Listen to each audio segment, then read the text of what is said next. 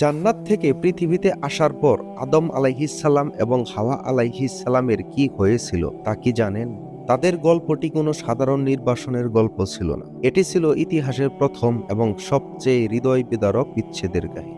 তাদেরকে একসাথে পৃথিবীতে নামিয়ে দেওয়া হয়নি। আল্লাহর নির্দেশে আদম আলাইহিসসালাম অবতরণ করেন শ্রীলঙ্কার এক পাহাড়ে, আর হাওয়া আলাইহিসসালাম অবতরণ করেন শত শত মাইল দূরে সৌদি আরবের জেদ্দার সমুদ্র তীরে।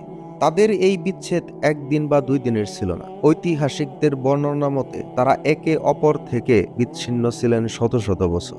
ভেবে দেখুন সেই অকল্পনীয় যন্ত্রণা, সেই একাকিত্ব। এই দীর্ঘ সময়ে তারা কিভাবে বেঁচেছিলেন, কিভাবে একে অপরকে খুঁজে পেয়েছিলেন?